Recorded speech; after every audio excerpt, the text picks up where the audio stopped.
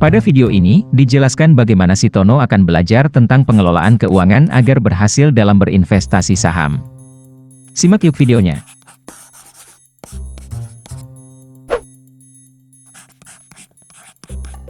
Money management?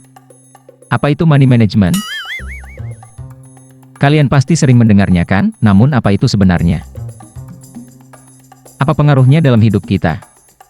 Dan apa pengaruhnya dalam berinvestasi saham? Sebelum lanjut, disclaimer dulu ya.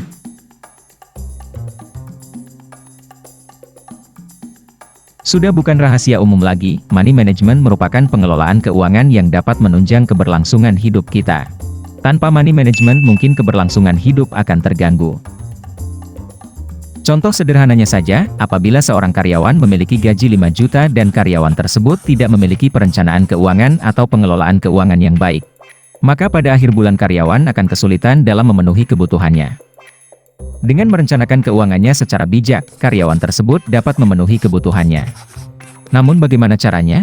Pertama, karyawan tersebut harus mulai memperhitungkan berapa pengeluaran selama 1 bulan untuk kebutuhan primer.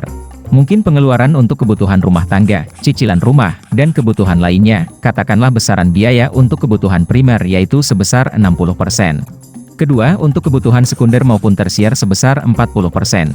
Biaya ini mungkin meliputi kebutuhan menambah kebahagiaan hidup, kebutuhan meningkatkan harga diri dan prestise kita, dan sisipkan juga biaya darurat untuk kebutuhan tidak terduga.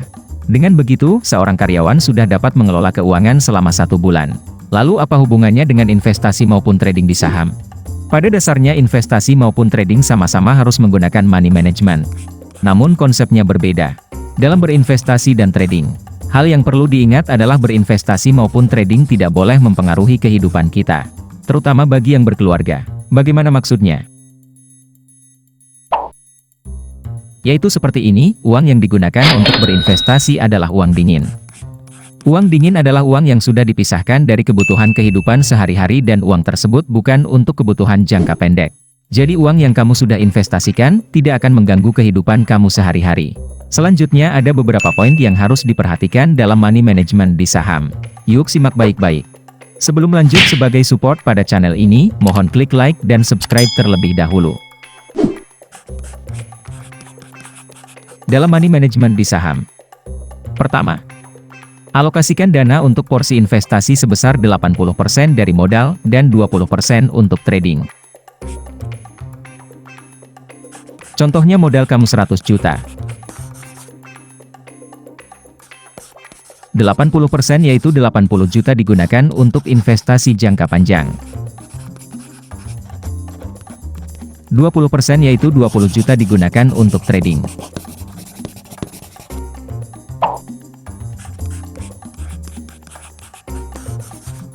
Kedua, untuk investasi maksimal beli saham 5 emiten saja.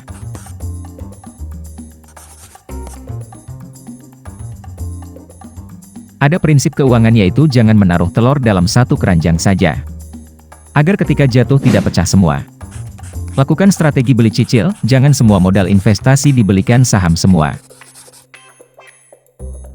Misalkan modal untuk investasi sebesar 80 juta. Untuk membeli 5 saham, masing-masing satu saham sebesar 16 juta. Satu saham 16 juta jangan dihabiskan semua. Ingat, cash is the king.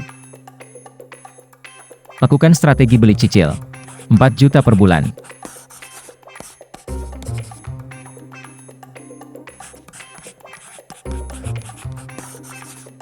Contohnya cicil untuk beli 4 kali, yaitu bulan Juli, Agustus, September, Oktober. Masing-masing 1 bulan beli 4 juta pada satu saham yang sama.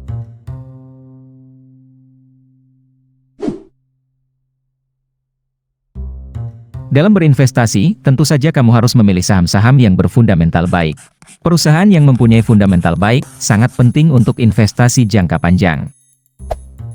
Contohnya seperti BBCA, BBRI, BBNI, BMRI, INDF, Gudang Garam, Telkom dan masih banyak lainnya.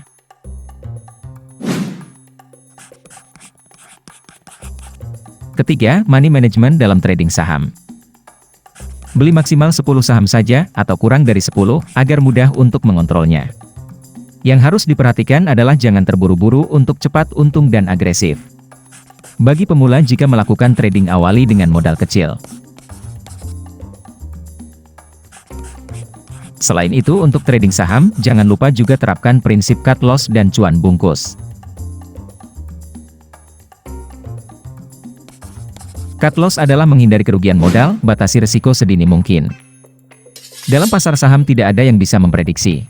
Kerugian bisa terjadi di mana saja dan kepada siapa saja. Namun dalam dunia saham, melakukan pengelolaan keuangan seperti cut loss sangat wajar dilakukan, apabila saham yang kita beli telah turun sangat dalam.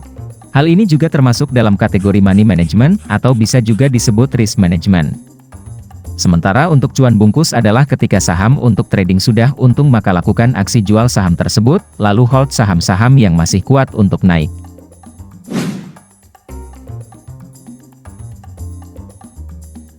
Selanjutnya adalah dalam memilih saham harus menganalisa terlebih dahulu, apakah saham-saham tersebut layak dibeli, dan kenapa saya harus membeli saham tersebut.